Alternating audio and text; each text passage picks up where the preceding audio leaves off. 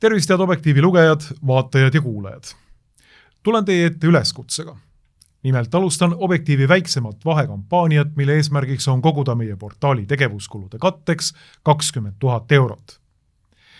Sellel kampaanial on mitu põhjust. Nimelt oleme juba mitmendat annetuskampaaniat järjest saanud enda käsutusse vähem vahendeid, kui oleks vajalik Objektiivi poole aasta tegevuskulude katteks. Nüüd seisangi silmitsi olukorraga, kus peaksin kas portaali tegevust jõuliselt koomale tõmbama, pausile panema või pöörduma teie poole, head kuulajad.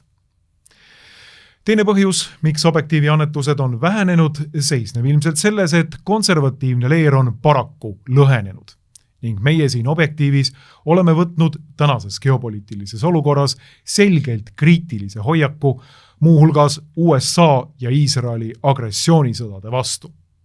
Ja tõsi, see ei pruugi paljudele meeldida. Ent Objektiivi suunitluses pole mitte midagi üllatavat.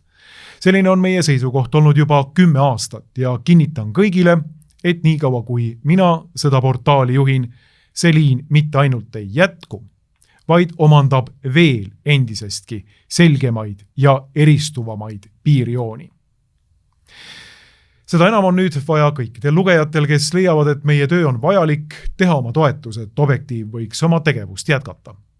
Teie annetustest tasun muuhulgas meie toimetajatele, kolumnistidele ja kaastöölistele, näiteks ka videooperaatorile, kelle abil sedagi pöördumist salvestan. Ning paraku ka Eesti Vabariigile, kes aina tõstvate maksudena võtab ära pea 1/3 meie eelarvest.